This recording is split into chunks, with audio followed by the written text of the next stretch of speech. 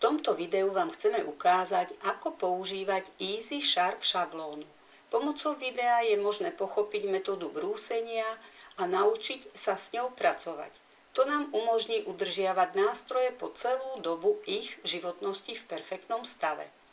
Metóda brúsenia Depeler je založená na dvoch pilieroch. Po prvé, brúsenie závisí od štruktúry materiálu a zakrivenia čepele. Po druhé, nutné je nastaviť a udržiavať presný uhol. Oceľ má podobnú štruktúru ako drevo. Je dôležité rešpektovať túto štruktúru a brúsiť nástroj s ohľadom na ňu. Dosiahneme tak hladší povrch a vlákna čepele sa zdajú znova vyhľadiť. Týmto spôsobom vydrží rezná hrana dlhšie. Tu môžeme vidieť príklad nesprávneho brúsenia. Vlákna čepele sú zúbkované, čepeľ sa nám síce bude zdať veľmi ostrá, ale mikrozúbky sa rýchlo otupia a nástroj musí byť často prebrúsený. Po brúsení s Easy Sharp šablónou dosiahneme optimálny povrch čepele nástroja. Porovnáme ju vždy pred a po nabrúsení lupou. Na brúsenie potrebujeme 2 Easy Sharp šablóny, kameň, testovaciu tyčinku, lupu, olej na brúsenie, čistú utierku a samozrejme nástroje, ktoré chceme brúsiť. Na začiatok kvapneme niekoľko kvapiek oleja na brúsny kameň a rozotrieme ho čistou handričkou. Tento jednoduchý výkon zaručí optimálny stav povrchu čepele našich nástrojov.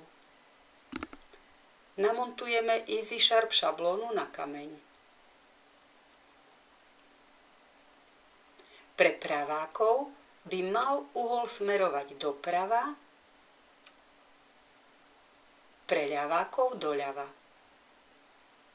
Na to, aby sme nástroj na kameni mali pod kontrolou, je dôležité sedieť pevne za stolom a podopierať sa lakťami. Kameň držíme medzi palcom a ukazovákom tak, aby sme sa mohli pozrieť na kameň prostredníctvom otvoru. Nástroj polohujeme tak, aby prvý triek prekryl otvor. Bez ohľadu na tvar kirety alebo škrábky nám táto časť vždy bude slúžiť na správne vedenie. Bočnú stranu položíme na kameň. Tu môžeme vidieť pohyb, ktorý robí čepeľ na kameni.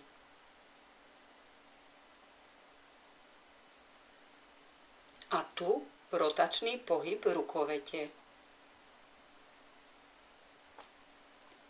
Hrot nástroja musí vždy smerovať buď k palcu, alebo k Easy Sharp šablóne v závislosti od toho, ktorá strana má byť nabrúsená.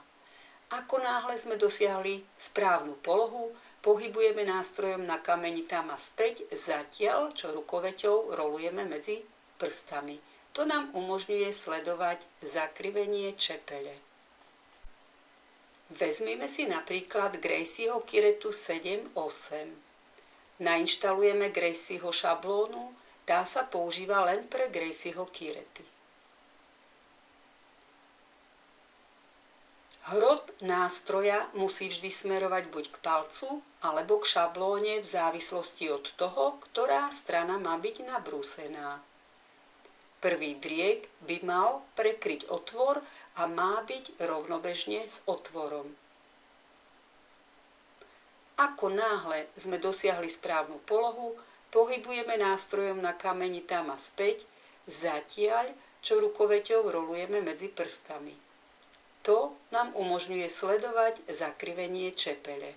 Nepoužívame silu, necháme nástroj jednoducho klzať po kameni, čím sú pohyby na kameni väčšie, tým sú efektívnejšie.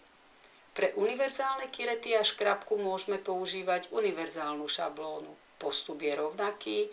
Položíme bočnú stranu na kameň, prekryjeme otvor prvým driekom, pohybujeme nástrojom na kameni tam a späť, zatiaľ čo rukoveťou rolujeme medzi prstami.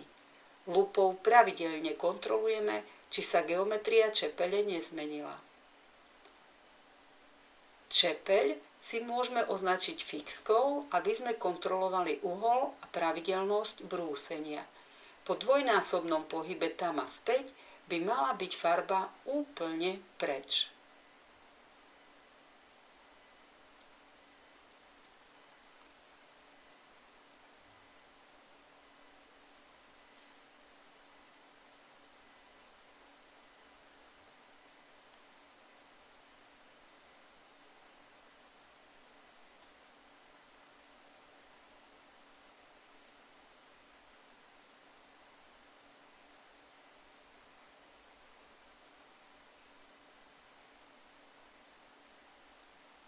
Správnu polohu rukovete dosiahneme, ak nástroj je v polohe vertikálne ku kameňu a celé to pri pohľade zhora vyzerá ako písmeno T.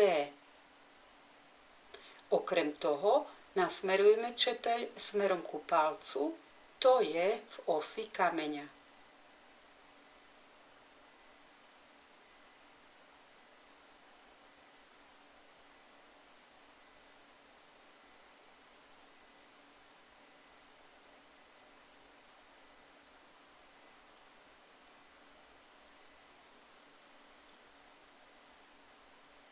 Táto pozícia je nesprávna. Červená čiara nám ukazuje, že čepeľ nesmeruje k osi kameňa a je dobre vidieť, že rukoveď nie je vertikálne ku kameňu.